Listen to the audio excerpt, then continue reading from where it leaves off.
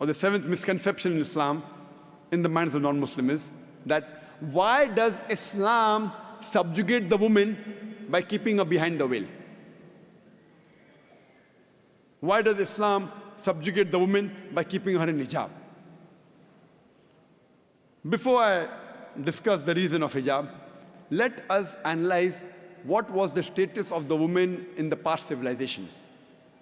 When we read the history of Babylonian civilization, it says that women were ill-treated. And if a man committed murder, his wife was put to death. This was the law. If you read the history of the Greek civilization, known as a very great civilization, at that time, they believed in an imaginary woman by the name of Pandora, who was the cause of all the evil in the society. In that great Greek civilization, women were used for sex and pleasure. Prostitution was common. When we read the history of Roman civilization, even in Roman civilization, the women were looked down upon. Nudity and prostitution was common. When we read the history of Egyptian civilization, the woman was considered as an evil, and she was called as an instrument of the devil. When we read the history of Arab civilization, before Quran was revealed, the Arabs, very often, they buried the female alive after she was born. Alhamdulillah, summa alhamdulillah. After the revelation of the Quran, this evil practice has stopped, but yet it persists in other parts of the world. Islam, alhamdulillah, uplifted the woman. Muhammad sallallahu alaihi wasallam, Prophet Muhammad, peace be upon him, was the major benefactor in giving the rights to the woman.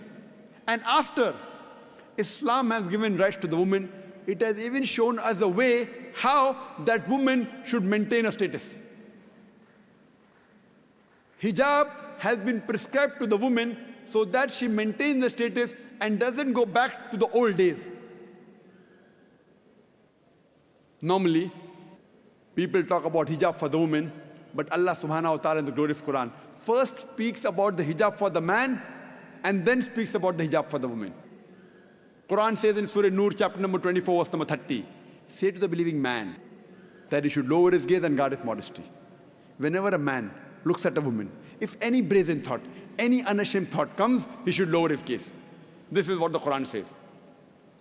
Once, there was a Muslim man who was staring at a girl for a long time. I told him, brother, what are you doing? This is haram in Islam. He told me, a beloved Prophet said, the first glance is forgiven, the second is prohibited. I have not completed half my glance. What did the Prophet mean when he said, the first glance is forgiven, second is prohibited? What the Prophet meant was that if you unintentionally look at a woman, don't look at her again. That does not mean you can look at a woman for 10 minutes without blinking and saying, I have not completed my glance.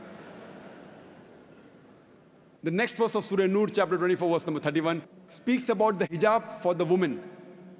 That whenever a woman looks at a man, and if any brazen thought comes, she should lower her gaze.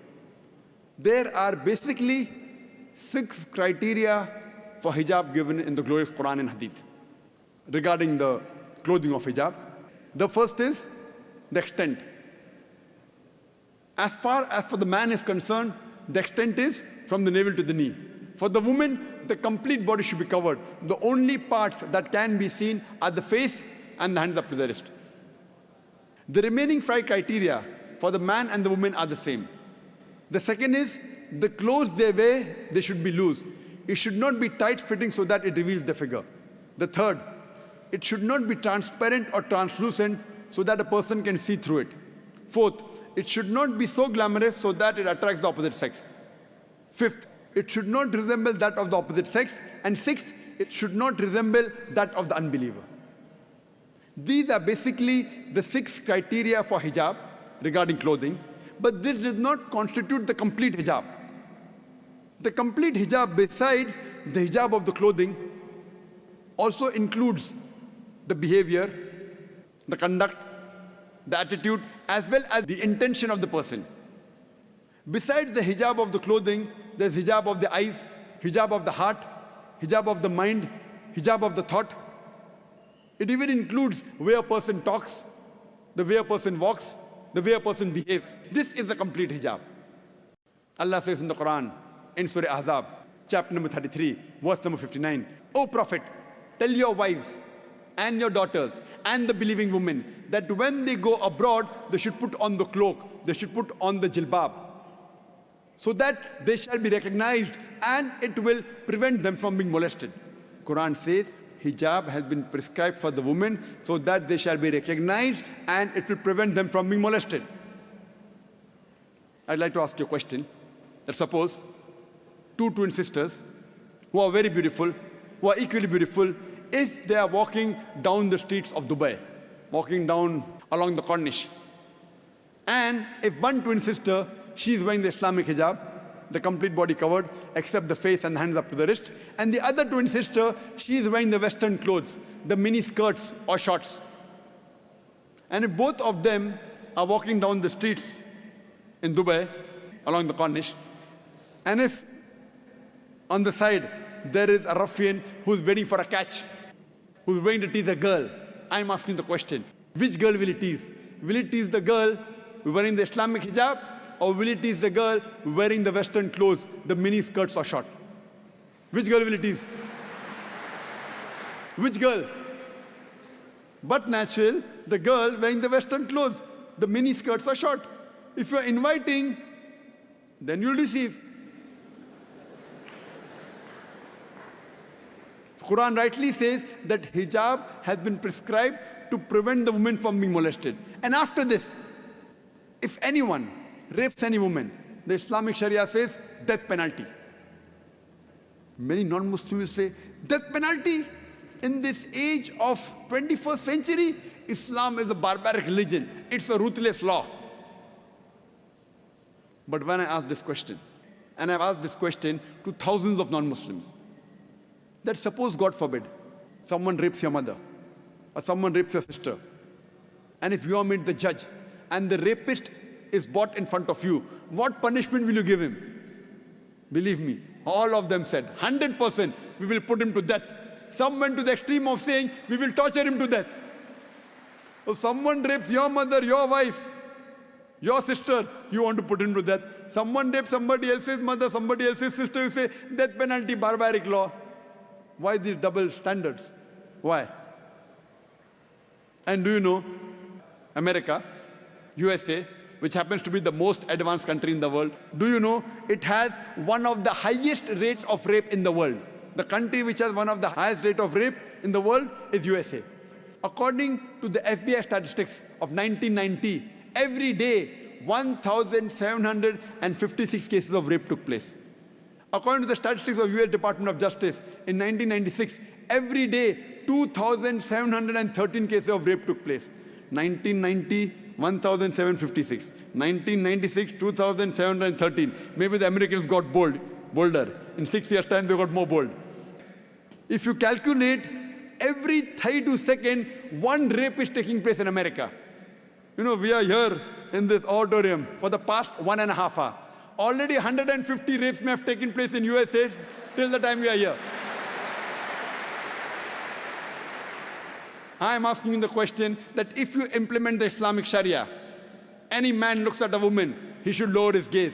The woman should be modestly dressed, complete body covered, except the face and hands up to the wrist. And after that, any man rapes any woman, capital punishment, death penalty. I am asking you the question, will the rate of rape in America, will it increase, will it remain the same, or will it decrease?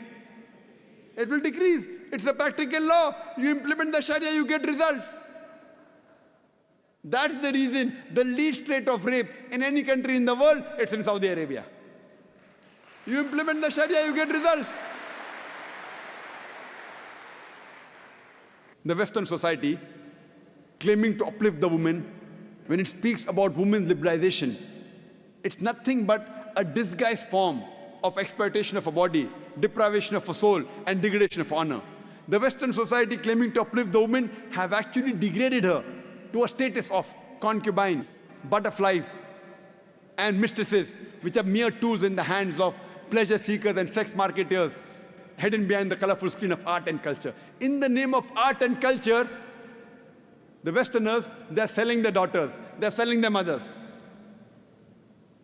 And you see it very common. In most of the ads, invariably, you have to find a woman.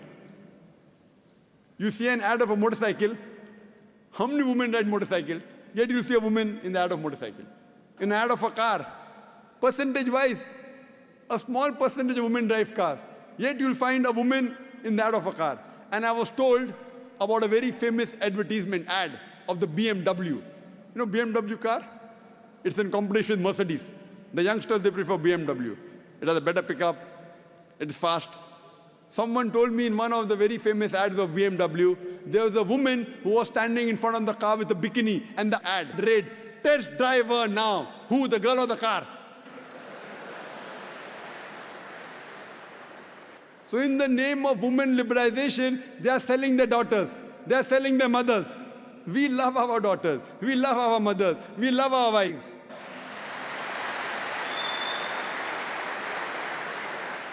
If the hijab subjugates the woman and protects her, we love this subjugation.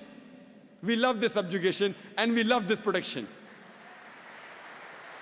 If this is your freedom in the name of women liberalization, selling your body, selling yourself, we are very happy with our religion. Islam has prescribed women hijab to protect her and to uplift her. And we see today the same thing is happening in the Western world. Same thing what happened in Greek civilization, Roman civilization.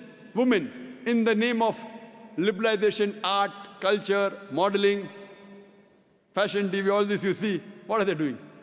Going back to the old age.